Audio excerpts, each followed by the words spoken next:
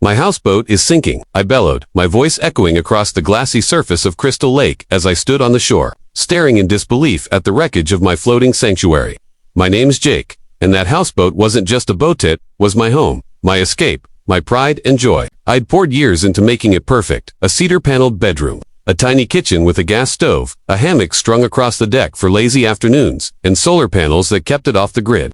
It was my slice of paradise, bobbing gently, in the middle of the lake, but now, it tilted drunkenly to one side, half submerged, water pouring through a jagged hole in its hull. My heart sank faster than the boat itself. Standing on the shore, arms crossed and smirking like she'd just won the lottery, was Karen, the HOA president from hell. Her blonde bob gleamed in the morning sun, and her clipboard, her weapon of choice, was tucked under her arm like a badge of honor. Beside her stood two police officers, their faces a mix of boredom and confusion, clearly wondering why they'd been dragged out to a quiet lakeside community at 7 a.m. That's him, officers, Karen declared, pointing a manicured finger at me. He's been illegally docking that eyesore here for months, breaking every HOA rule in the book. Her voice dripped with smug satisfaction, like she'd finally caught me in some grand crime. The neighbors, drawn by the commotion, gathered on their manicured lawns, whispering and gawking. Little did Karen know, I wasn't just some drifter squatting on her precious lake. I owned Crystal Lake, every shimmering acre of it, from the sandy bottom to the reeds along the shore, and I was about to wipe that smirk off her face. It all started 6 months ago when I moved to Crystal Lake, a pristine body of water nestled in the heart of a gated community called Willow Pines. The place screamed money, sprawling McMansions with perfectly trimmed hedges, BMWs in every driveway, and a dock for every resident's overpriced kayak or paddleboard. The HOA, led by Karen, ruled with an iron fist. They had regulations for everything. Grass couldn't be taller than 3 inches. Mailboxes had to be a specific shade of beige, and heaven forbid you left a lawn chair out overnight. I'd heard horror stories about Karen fining people for leaving Christmas lights up past January 15th or parking a pickup truck in their own driveway, but I wasn't part of their HOA. I didn't live in Willow Pines. I lived on my houseboat, anchored in the middle of my lake. 5 years ago, I'd bought Crystal Lake and its surrounding land from an old farmer named Gus, who'd owned it for decades. Gus was ready to retire to Florida, and I was looking for a quiet place to build my dream life. The deal was a steal land, water, everything. The Willow Pines community didn't exist back then, but when developers built it, they negotiated easements to use the lake's shoreline for their docks. That was it. The water itself, the lake bed, all mine. I had the deed, the surveys, the whole paper trail locked in a waterproof safe on my boat. Karen and her HOA had no jurisdiction over me, but that didn't stop her from waging a one-woman war. From the moment I anchored my houseboat, Karen made it her mission to get rid of me. It started with passive-aggressive notes slipped under my windshield wiper when I parked my truck at the public access point. Please remove your vessel from our lake. It violates HOA aesthetic standards. Aesthetic standards. My boat was a beauty, sleek white hull, polished wood trim, not a speck of rust. I ignored her. Then came the emails, CC'd to the entire HOA board, accusing me of lowering property values and disrupting the community's ambience. I responded, politely, pointing out that I wasn't part of their HOA and the lake was private property. That only made her double down. One evening, I caught her standing on the public dock, binoculars trained on my boat like she was auditioning for a spy movie. You can't stay here forever, she shouted when she saw me. I just waved and cranked my stereo a little louder, knowing it'd drive her nuts. But Karen wasn't the type to back off. She started rallying the neighbors, convincing them my boat was a threat to their perfect little world. Most of them didn't care, some even waved hello when they paddled by, but a few of Karen's loyal minions started giving me dirty looks. At the local coffee shop, things escalated fast. One morning, I woke up to find my anchor line cut, my boat drifting dangerously close to a rocky outcrop. I managed to steer it back to safety, but I knew it was no accident. I installed a security camera on the deck after that, hidden in a fake plant. Call it paranoia, but I had a feeling Karen was just getting started, and I was right. The day before the sinking, I'd seen her lurking near the public access point with a pair of bolt cutters, eyeing my mooring lines. I confronted her, keeping my cool. Karen, you don't own this lake.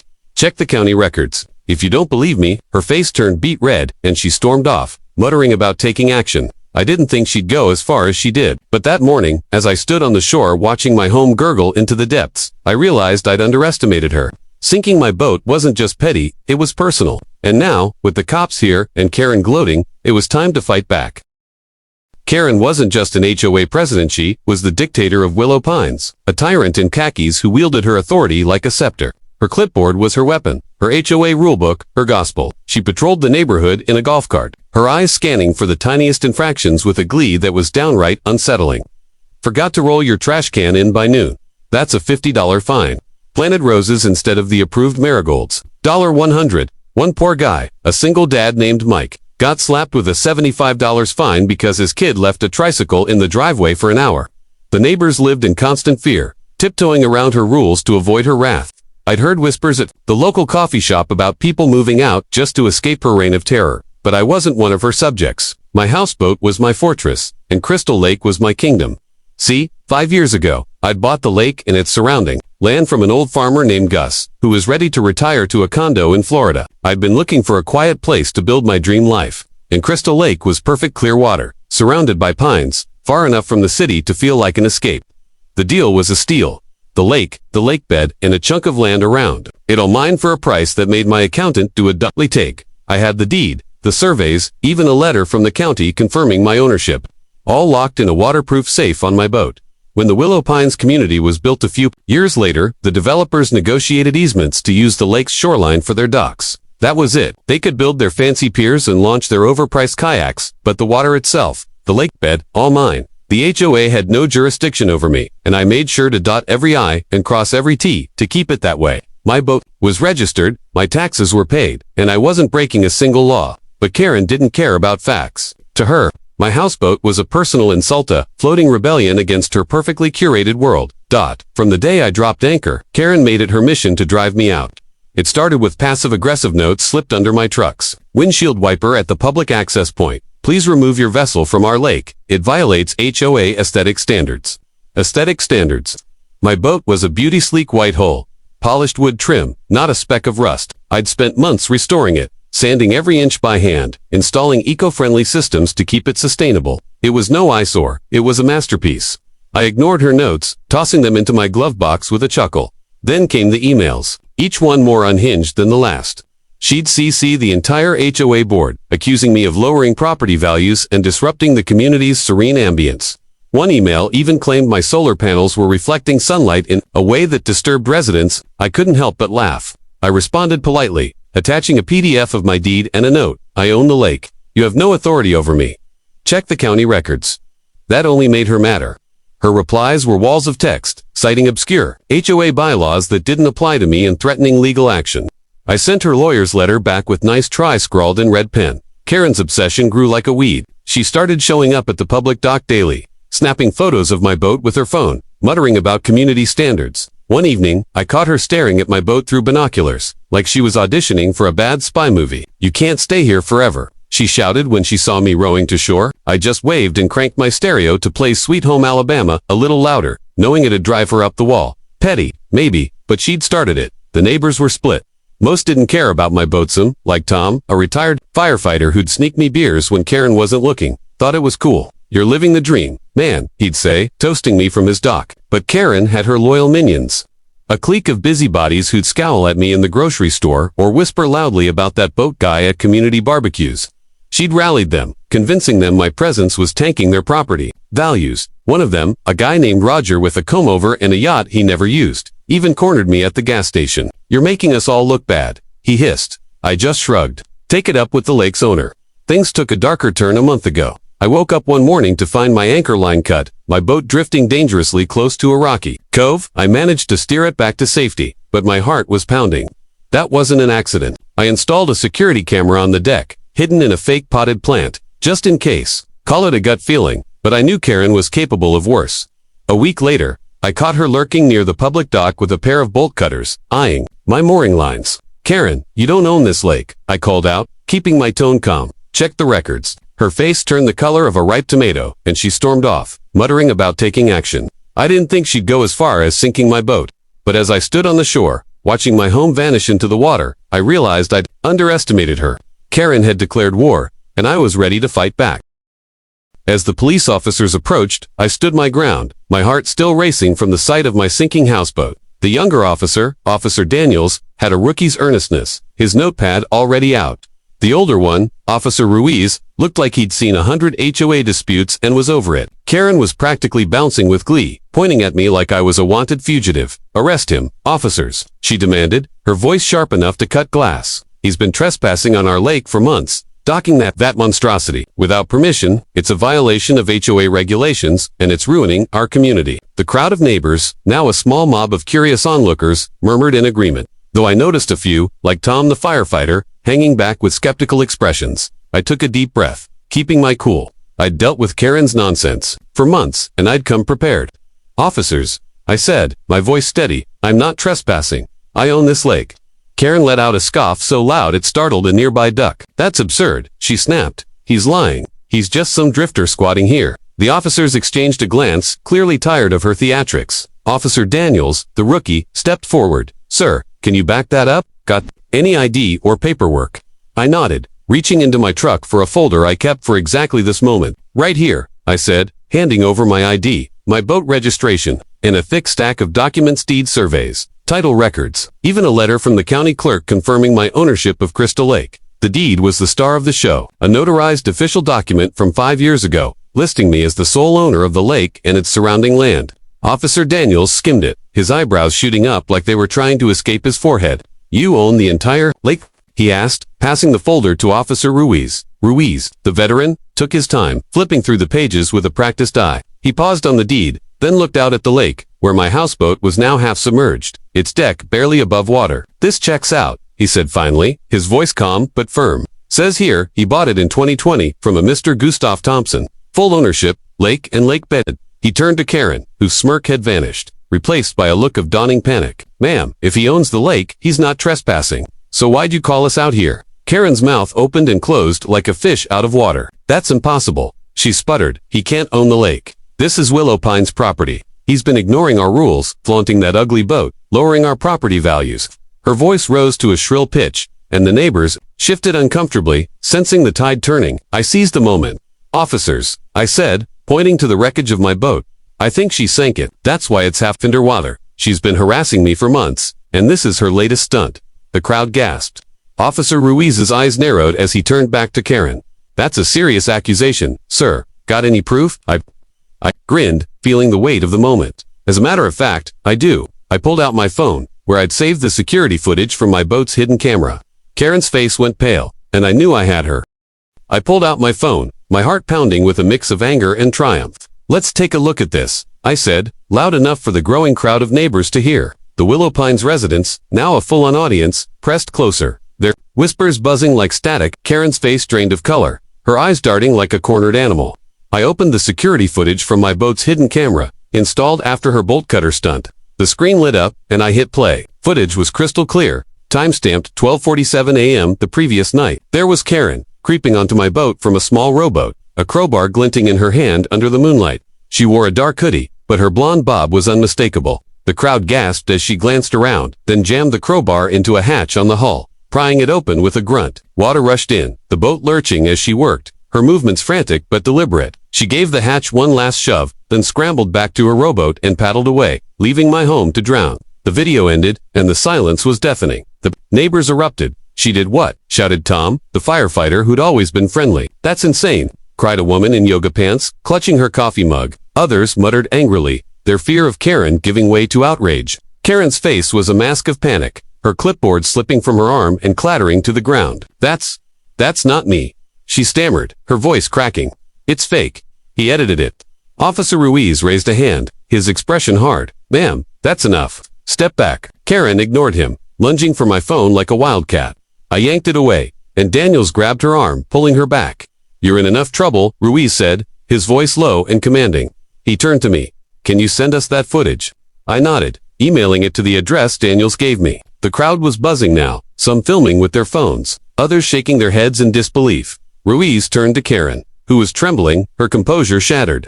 "Ma'am, you're under arrest for vandalism and property damage." He pulled out his cuffs, and the click of metal snapped the crowd into another wave of gasps and cheers. Karen twisted, her voice rising to a shriek. "This is outrageous.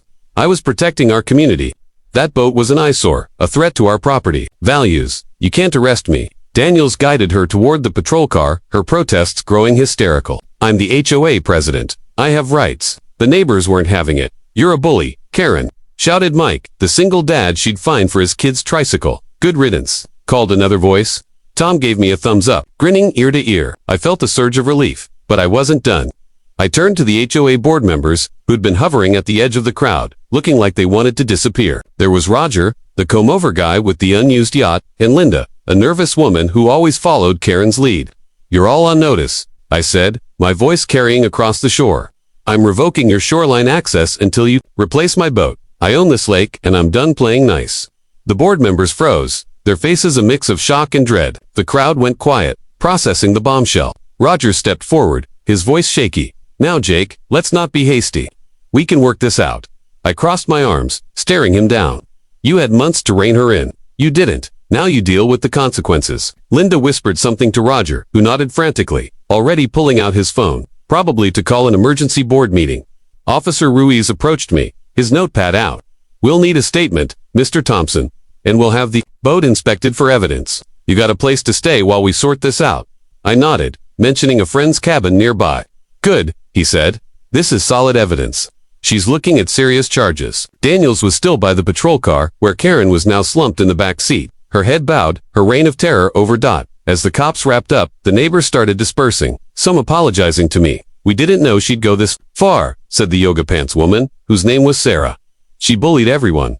Tom clapped me on the shoulder. "You got her, man. That was epic." I managed to smile, but my eyes kept drifting to my boat, now barely visible above the water. It hurt, but I knew I'd won more than a battle. I'd exposed Karen for what she was. Before leaving, I walked to the public dock, where my boat's wreckage bobbed sadly. I took a photo, not for evidence, but for myself, a reminder of what I'd fought for. Karen had tried to sink me, but she'd only sunk herself. The lake was still mine, and I'd rebuild. The aftermath of Karen's downfall felt like a storm clearing over Crystal Lake. The HOA board, now scrambling to save face and their precious shoreline access, held an emergency meeting the very next day. I got a call from Roger, the come-over guy with the unused yacht, his voice dripping with forced politeness. "Jake, we're deeply sorry about everything," he said, stumbling over his words. "We had no idea Karen would go that far. Can we discuss the shoreline access?" I leaned back in the chair at my friend's cabin, where I was staying while my boat was a soggy wreck. "Sure," I said, "but you're replacing my boat, fully, and I mean a nice one." Roger gulped audibly, promising to get back to me. Within a week, the HOA board sent me a proposal. They'd pool funds from their budget. Apparently, fines had left them with a hefty surplus, and by me, a brand new houseboat, bigger and better than my old one. I drove to the county clerk's office to confirm my leverage. My deed gave me full control to revoke their shoreline easements, which would lock their docks and kayaks out of the lake. They knew I wasn't bluffing. 2 weeks later, a gleaming 40-foot houseboat arrived at Crystal Lake's public dock. It was a beauty. 2 stories, a rooftop deck with a hot tub, a modern kitchen with stainless steel appliances, and a master bedroom with a skylight for stargazing. It even had a built-in sound system perfect for blasting Sweet Home Alabama if any new Karen's got ideas. I inspected every inch, signed the paperwork, and watched the delivery crew anchor it in my favorite spot in the lake center. The HOA board stood on the shore, looking nervous but relieved when I gave them a nod.